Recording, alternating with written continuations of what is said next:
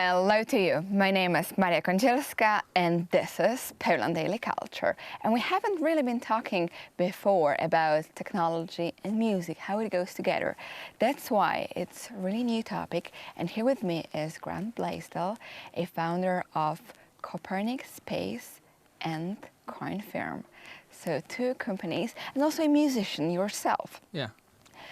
Tell me, please, how did you got basically from like being an artist as well to finding those new ways of founding artists and connected it to blockchain basically?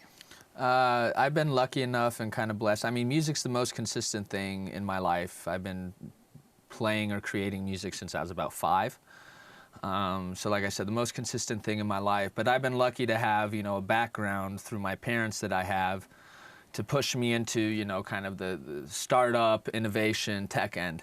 So I grew up with kind of both of those things naturally as a part of my DNA. And, I had my first startup when I was 19 in Los Angeles that was focused on distribution of digital content, music, videos, and how you monetize it on cell phones. Right? This was 2006 and 2007, so very early, one of my first lessons about being too early with things.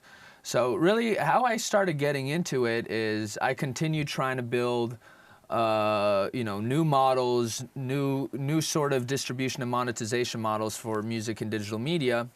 And always there's this problem of these trusted third parties, these middlemen. So a lot of people don't understand that almost every industry and everything they do is not what they think. Like when you send a transaction from your bank to another bank, it's almost never bank to bank.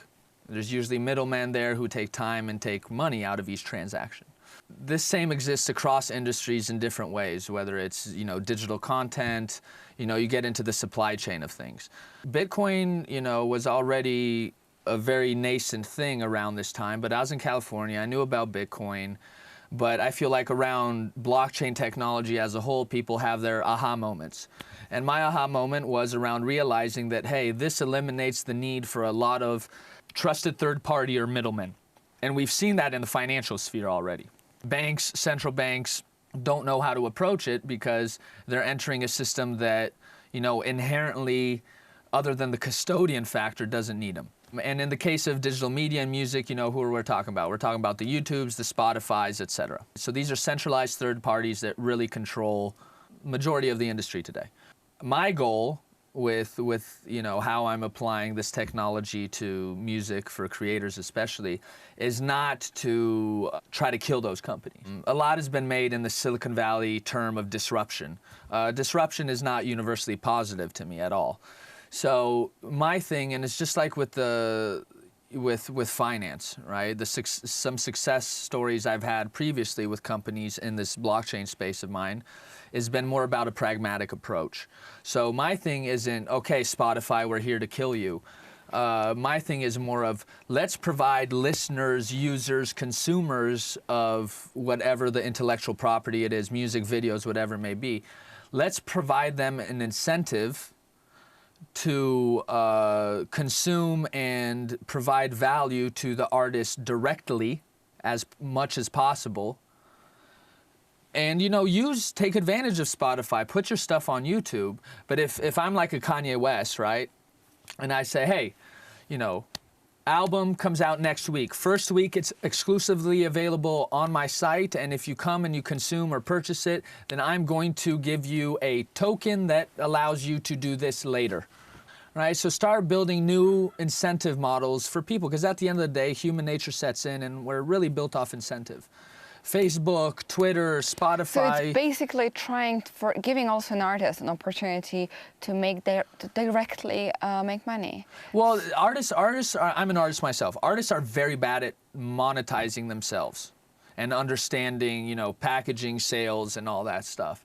So if you could provide them tools and certain, platforms or products that at very low cost or for free allow them to grab back control of the connection line and most importantly the transfer value between themselves and their listener, then that's great. You know. So basically, you're killing Polish Zykes.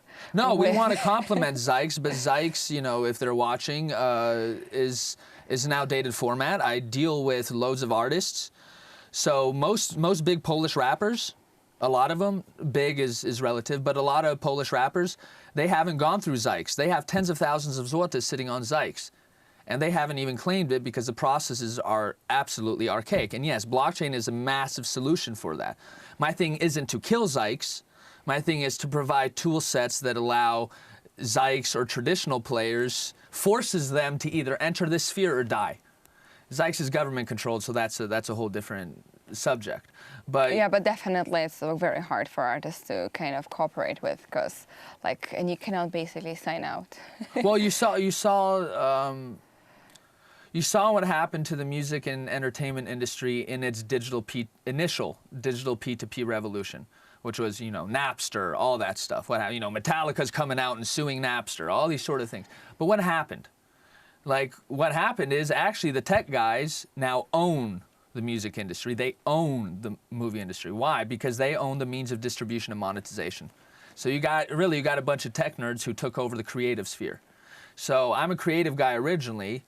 So my thing is okay, let's kind of leverage that balance a little bit, you know, because now it's Netflix, iTunes. It's not the studios anymore who run that. It's the tech companies. So let's put the weapons of tech back in the hands of artists, the control back in the hands of artists. And I would put a point here is a great punchline. Let's put the weapons of technology back to the arms of the artist, and that's what Grand Blaisdell is doing. And watch us in another episode. Thank you very much for being with us.